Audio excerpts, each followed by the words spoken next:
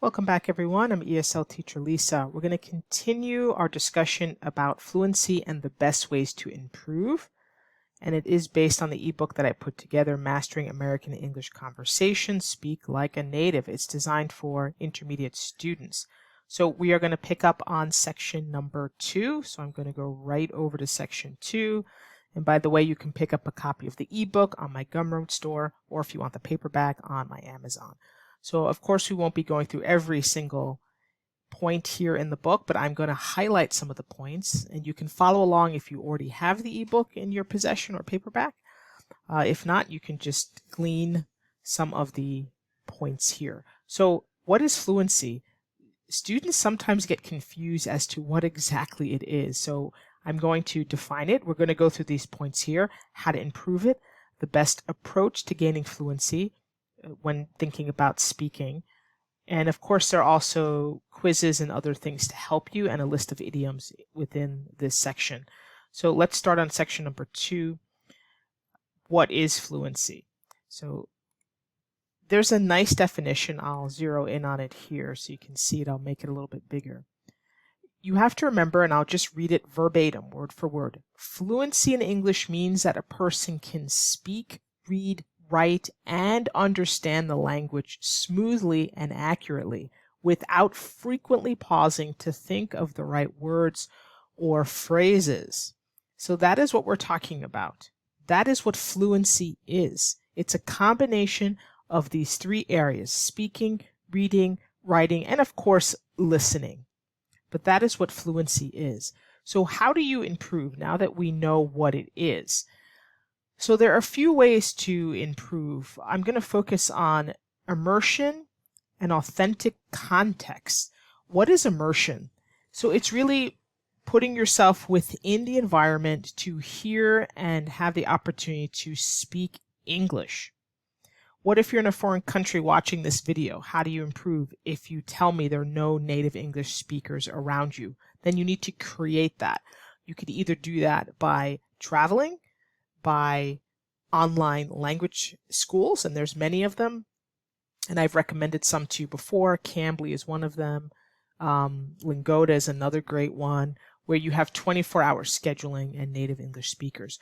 Watching TV, movies, podcasts, radio, whatever you can do to acquire new vocabulary, to listen to the rhythm of the language and intonation. So there's some other great ideas here, and you can go through the ebook and look at those other suggestions. So idioms, super important. Oh my goodness, I cannot overemphasize this enough. You'll get sick of me talking about idioms. And what are they? Just so we're clear, you have to understand idioms. You have to learn to use them eventually, but it's important for you to understand when you hear an idiom. So what are they? They are essential for communication. There are words. They are words that are put together, that are expressions that are not literal in meaning. We have a couple here. Let's look at a few of them. And I've recently did a video about idioms, and I will continue to do so until you understand how important they are. In the last video, I said they are not slang. They are not slang. So here's a few for you. Break a leg. Break a leg. It is to wish someone good luck, particularly before a performance or presentation. Piece of cake. It means it's very easy or simple. Hit the hay. It means to go to bed or sleep. Hang in there. You're encouraging someone to persevere, especially during difficult times. Bite the bullet just refers to a person facing a difficult or unpleasant situation with courage and determination. So those are all idioms. You cannot change the order of the words. They are locked together, but the individual words really don't help you with the meaning. So for example, number 2, piece of cake, has nothing to do with baked goods or cake or dessert. Nothing to do with that. Okay? Or break a leg has nothing to do with your leg or getting hurt or injured. So you do have to understand idioms are difficult to guess without context. We do need context. So as we go through, I give you a list of common idioms that any native English speaker will know. So here's an interesting one. You're wondering, why are we looking at an elephant? So I'm going to back out here so you could actually see. It is an idiom. The elephant in the room. The elephant in the room. If you heard someone say that, do you really think there's literally an elephant in the room? No. So you should be saying to yourself, I think this might be an idiom. This might be an expression that's not literal.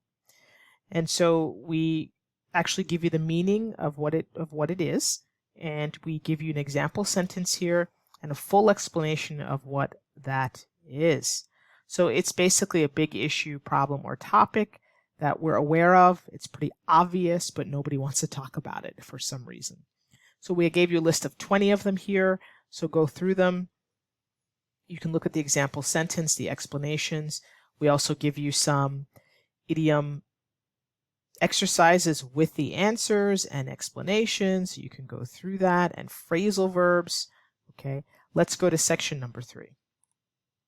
And if you've taken the quizzes, let me know. If you have any questions, you can always put your questions and comments in the description of, or the comment section of the videos. I do read them all. Section number 3. Let's talk about cultural differences and etiquette. So speaking is directly connected to understanding culture, understanding American humor, history and landmarks, tips for effective communication, and then talking about transportation. That's section number 3. We'll do the same thing. We'll hit some of the main points so you can follow along if you already have the ebook. So cultural differences. Let's talk about personal space. So first of all, an arm's length apart during conversation is pretty common. So if you stick your arm out and give me an arm length, that's about how far Americans like to talk. So don't get too close. Punctuality, you have to be on time. If I'm going to meet you at 9 a.m., I mean 9 a.m. So your culture, you might be used to arriving late, or where it doesn't matter so much the time. Americans do respect punctuality, so you better get good at being on time. We do use please and thank you a lot. There are some languages that don't have the words please, for example.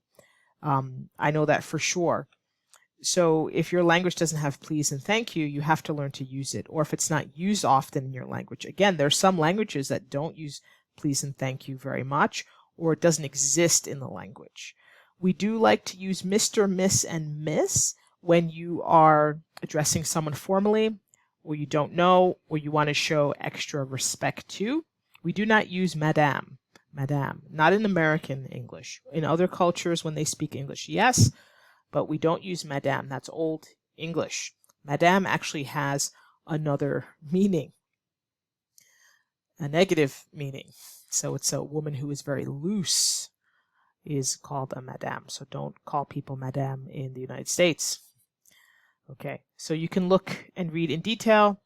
It also talks about cultural taboos. Of course, you don't talk about religion, politics, things of that nature, how much money you make. So be aware of that. Understanding American humor. I will tell you, usually students get confused with humor, or they don't laugh when everyone else is laughing. I know that's very uncomfortable.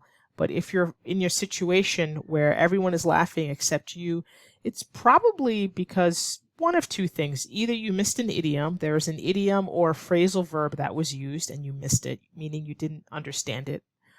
Or it could be a cultural reference.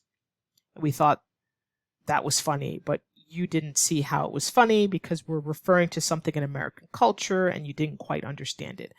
So that's probably why. And that's if you understood every word. So you could understand every single word in daily conversation, but then the person you're talking to or the group of people start laughing and you think, what did I miss? I understood every word. Well, maybe you missed a group of words that formed an idiom. And so learn your idioms, get exposed to them, listen to native speakers talk. So we have a chapter on that. Also, wordplay is very similar. So look through that in detail. Then American history and landmarks, especially if you're going to be relocating there. You should know what the American landmarks are. Also have an idea of history because that's very important. And of course, that does get into daily conversation sometimes. So it's important that you go through that. And so we take you through that. Tips for effective communication, you can also go through that. I will talk about number 6 and number 7. Asking clarifying questions. Do not be afraid to ask questions. The last video I did, I had a viewer, Raphael. He was in the US for 12 days, and there was a sign at a store where he was, and it talked about, no tap card. And he asked, what is that? And it just means you can't tap your credit card. It didn't have the functionality. You had to either swipe or insert the card.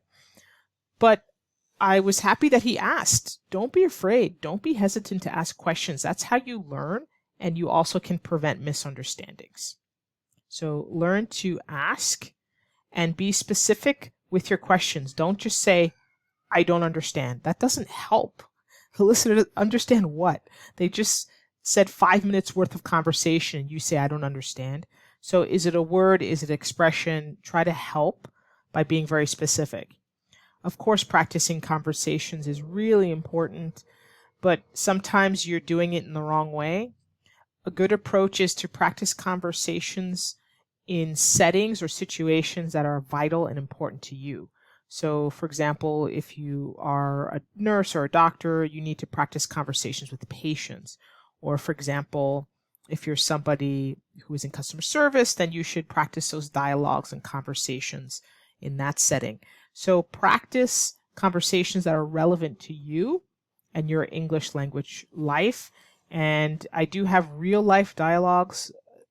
I think we had about 100+ settings in this book, so it can take you through them. It's not overwhelming. They're not super long.